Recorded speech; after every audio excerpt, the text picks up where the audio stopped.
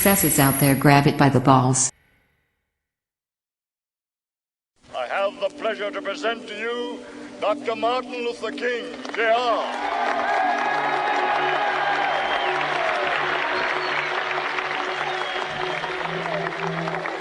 I am happy to join with you today in what will go down in history as the greatest demonstration for freedom in the history of our nation.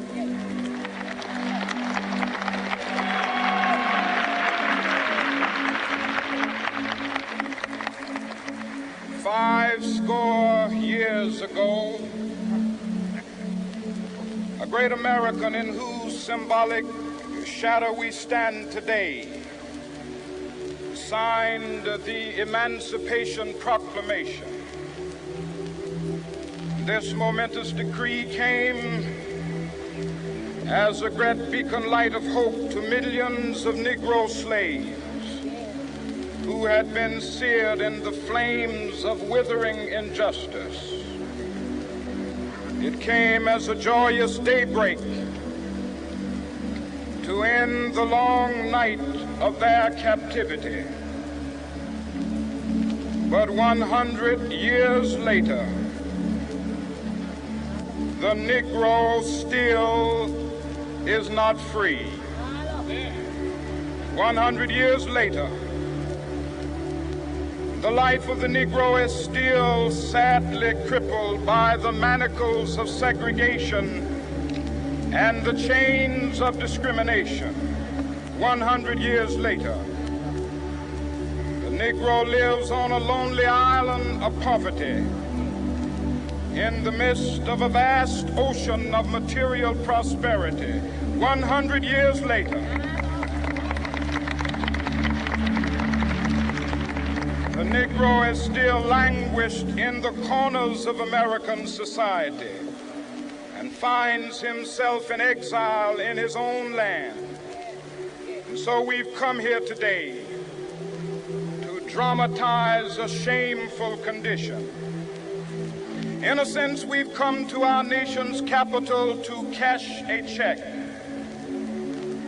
When the architects of our republic wrote the magnificent words of the Constitution and the Declaration of Independence, they were signing a promissory note to which every American was to fall heir. This note was a promise that all men, yes, black men as well as white men, would be guaranteed the unalienable rights of life, liberty, and the pursuit of happiness. It is obvious today that America has defaulted on this promissory note insofar as her citizens of color are concerned. Instead of honoring this sacred obligation, America has given the Negro people a bad check, a check which has come back marked insufficient funds.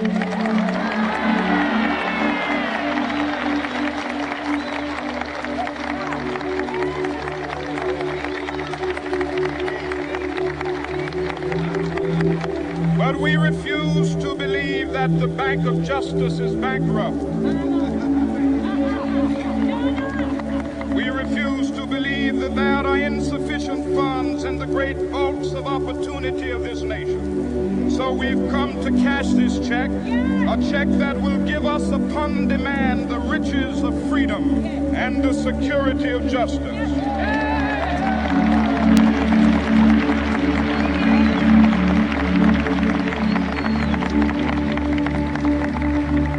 We have also come to this hallowed spot to remind America of the fierce urgency of now. This is no time to engage in the luxury of cooling off or to take the tranquilizing drug of gradualism.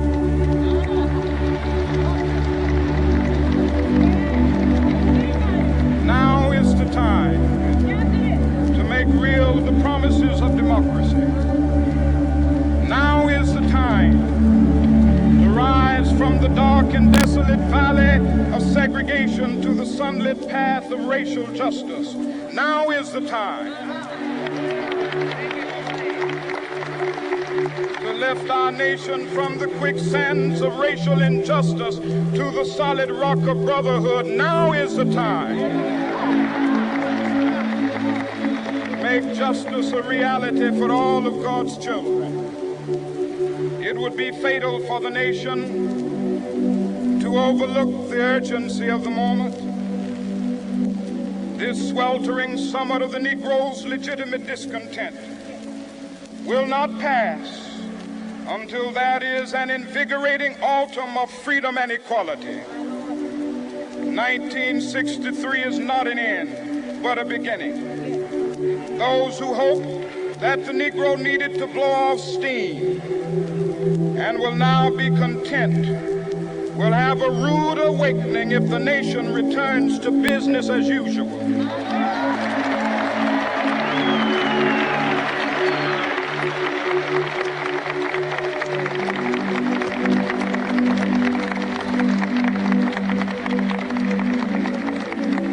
There will be neither rest nor tranquility in America until the Negro is granted his citizenship rights. The whirlwinds of revolt will continue to shake the foundations of our nation until the bright day of justice emerges. But that is something that I must say to my people who stand on the warm threshold which leads into the palace of justice. In the process of gaining our rightful place, we must not be guilty of wrongful deeds. Let us not seek to satisfy our thirst for freedom by drinking from the cup of bitterness and hatred.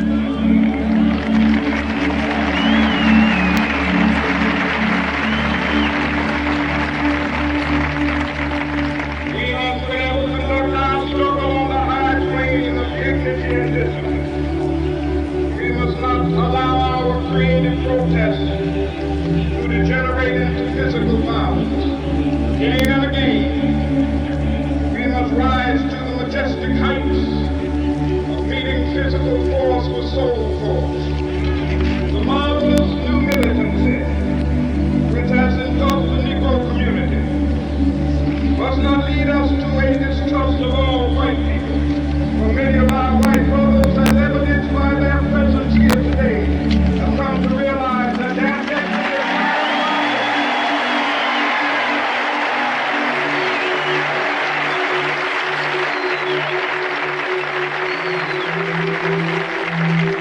They have come to realize that their freedom is inextricably bound to our freedom. We cannot walk alone. As we walk, we must make the pledge that we shall always march ahead. We cannot turn back. There are those who are asking the devotees of civil rights, when will you be satisfied? We can never be satisfied as long as the Negro is the victim of the unspeakable horrors of police brutality.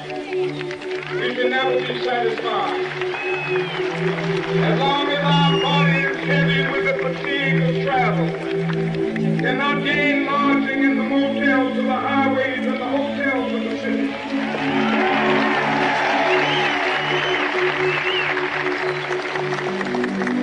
We cannot be satisfied as long as a Negro in Mississippi cannot vote and a Negro in New York believes he has nothing for which to vote.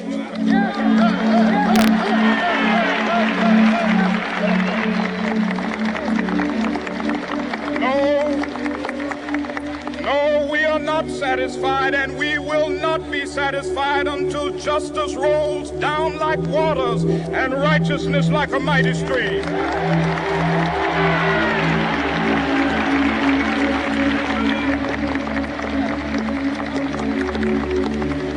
I am not unmindful that some of you have come here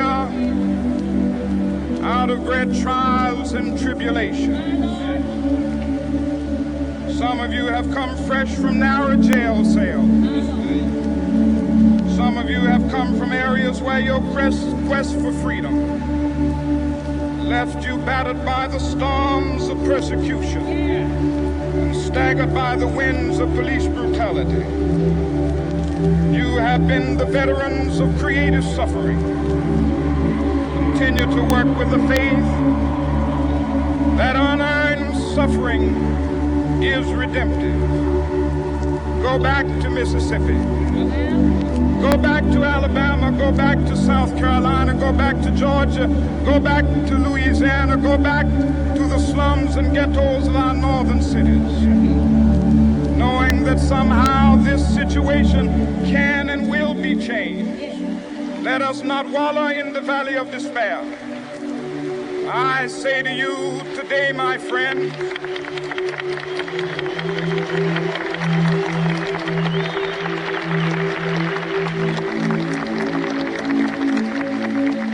so even though we face the difficulties of today and tomorrow, I still have a dream.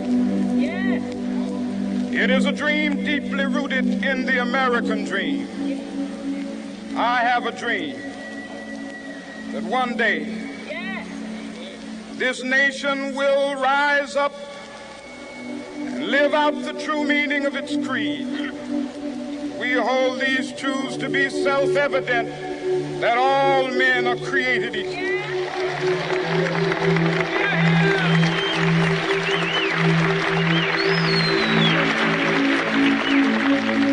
I have a dream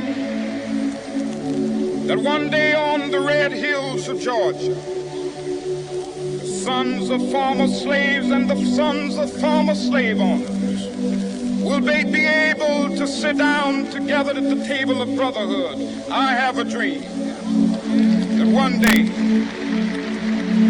even the state of Mississippi, a state sweltering with the heat of injustice, sweltering with the heat of oppression, be transformed into an oasis of freedom and justice. I have a dream. My 4 little children will one day live in a nation where they will not be judged by the color of their skin, but by the content of their character. I have a dream today.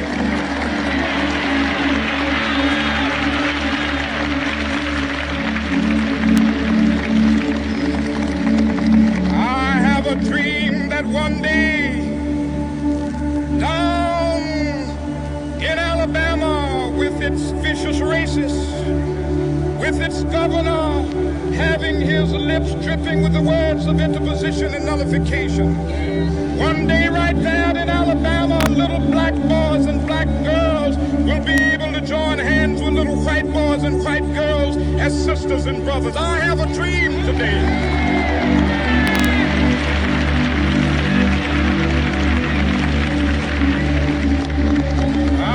A dream that one day every valley shall be exalted, every hill and mountain shall be made low, the rough places will be made plain, and the crooked places will be made straight, and the glory of the Lord shall be revealed, and all flesh shall see it together.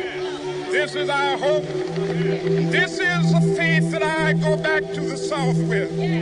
With this faith, we will be able to hew out of the mountain of despair a stone of hope.